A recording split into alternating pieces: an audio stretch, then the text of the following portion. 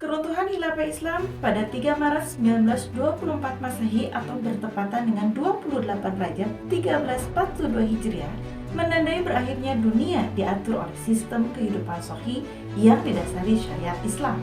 Sudah 100 tahun umat ini hidup tanpa khilafah, tanpa aturan Allah al-Mudabbir. Sebaliknya, kehidupan berganti diatur oleh aturan buatan manusia yang serba lemah dan terbatas, yakni sistem sekuler kapitalisme. Wajar jika kondisi umat Islam saat ini berada dalam keterpurukan dan jauh dari keberkahan. Kondisi ini tidak hanya melanda kehidupan masyarakat, tetapi kehidupan keluarga muslim pun dalam kondisi yang sama. Berbagai macam keburukan yang menimpa keluarga muslim di negeri ini muncul akibat penerapan sistem hidup sekuler. Sistem ini melahirkan nilai-nilai hidup yang salah di masyarakat. Tingginya harga kebutuhan pokok menjadikan kehidupan rakyat serba sempit. Biaya kehidupan pun makin sulit dijangkau. Pendidikan mahal, kesehatan sulit dijangkau, bahkan tidak ada jaminan keamanan bagi warganya, termasuk bagi anak-anak. Kekerasan yang terjadi dalam keluarga kian marak, bahkan tidak sedikit yang berujung pada kematian istri atau anak. Kekerasan seksual pada anak pun saat ini kerap dilakukan oleh orang-orang terdekat korban, seperti ayah, paman, dan kakek korban. Kondisi ini menggambarkan masyarakat yang sakit. Kebebasan yang diagungkan sistem ini menjadi racun mematikan bagi akal dan naluri. Hingga bagaimana seorang ayah kandung tega menjauhi darah daging sendiri. Ketika pemahaman agama tidak menjadi standar kehidupan, hawa nafsu yang menjadi penentu, liberalisme telah menghilangkan ketakwaan individu. Di sisi lain, ini semua menunjukkan betapa lemahnya jaminan keamanan bagi anak. Bahkan orang tua yang seharusnya melindungi justru menjadi ancaman bagi anak. Keluarga tidak dapat menjalankan fungsinya sebagai tempat yang aman bagi anak. Kondisi ini makin berat ketika ayah dan ibu sibuk bekerja hingga lupa mengawasi anaknya. Kemiskinan membuat kaum ibu harus ikut bekerja mencari nafkah sehingga mengabaikan perannya sebagai pengasuh dan pendidik anak. Kasus perceraian pun terjadi pada keluarga-keluarga muslim yang kian meningkat. Sebagian besar dilakukan oleh pihak istri sebagai penggugat karena alasan perselingkuhan dari pihak suami.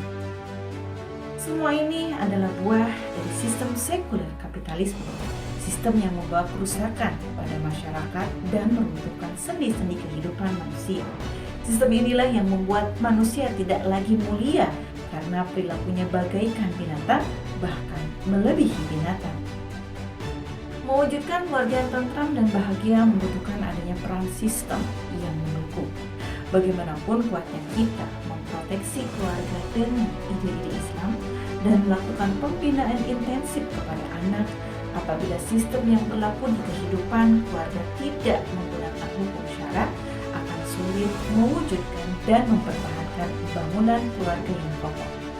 Gempuran dari luar akan senantiasa menghadang, baik berupa pemikiran-pemikiran rusak maupun rintangan berupa kesulitan ekonomi.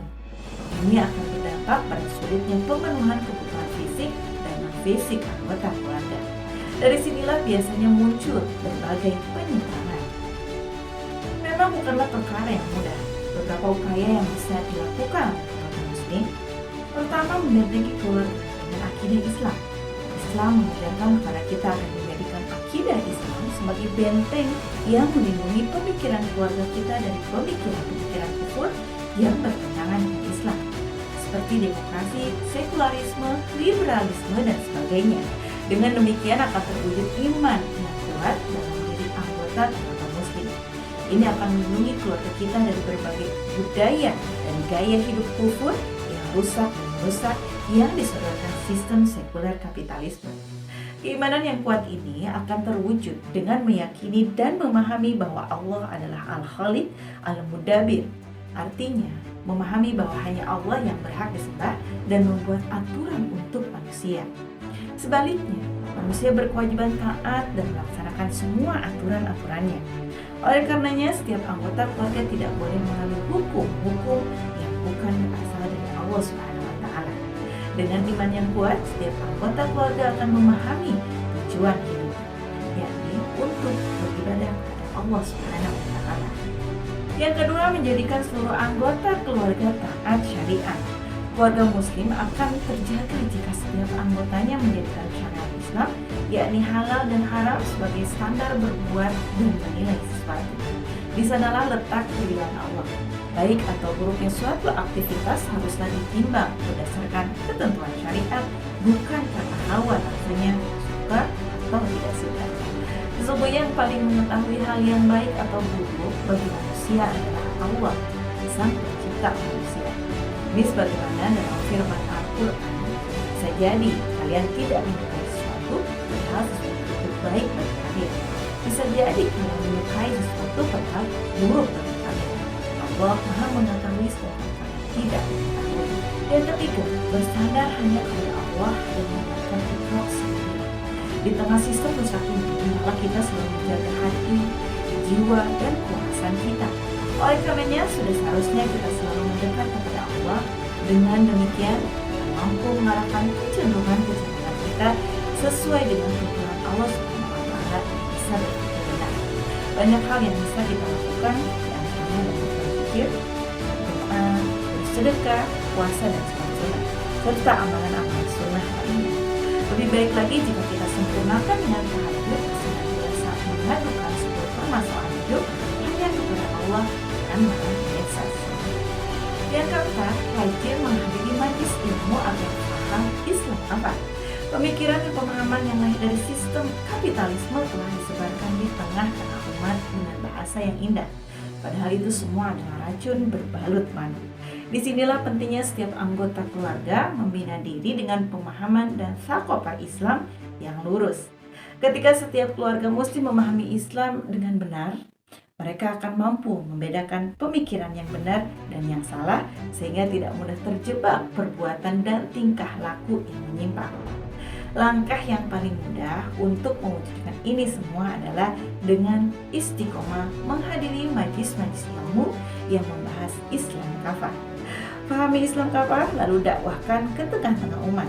Ini semua akan menjadi benteng yang kokoh agar tetap waras dan teguh menjalankan syariat Allah Subhanahu wa Ta'ala. Yang kelima, menjadikan dakwah sebagai bagian penting kehidupan keluarga. Untuk mewujudkan suasana takwa, senantiasa terikat aturan Allah dan semua fungsi keluarga berjalan baik, perlu menjadikan dakwah atau amar ma'ruf nahi munkar sebagai bagian penting dari kehidupan sehari-hari seluruh anggota keluarga. Mereka akan senantiasa saling mengingatkan, berlomba dalam kebaikan, dan mengumpulkan semangat. Mereka juga akan saling mendukung sebagai sebuah tim dakwah terkecil dan saling memberi nasihat. Menyelaraskan antara tugas dalam keluarga dengan dakwah akan terasa berat jika tidak saling mendukung dan membantu. Oleh karenanya, setiap anggota keluarga harus terus saling menguatkan agar aktivitas dakwah berjalan baik. Kemudian berjuang bersama keluarga muslim lainnya untuk menegakkan khilafah. Permasalahan kompleks yang dihadapi keluarga-keluarga muslim saat ini adalah buah dari sistem penerapan sistem sekuler kapitalisme. Semua ini akan berakhir jika syariat Islam diterapkan secara kafah dan hanya akan terwujud dalam khilafah Islamiyah. Oleh karena itu, menegakkan khilafah merupakan perjuangan yang harus dilakukan oleh keluarga muslim. Menegakkan khilafah merupakan mega proyek yang tidak bisa dilakukan hanya oleh individu, tetapi harus dilakukan oleh umat Islam secara berjamaah. Rasulullah SAW telah mencontohkan bahwa menapaki jalan dakwah adalah secara berjamaah. Oleh karenanya, menjadi bagian dari jamaah dakwah merupakan hal yang wajib dilakukan oleh keluarga muslim.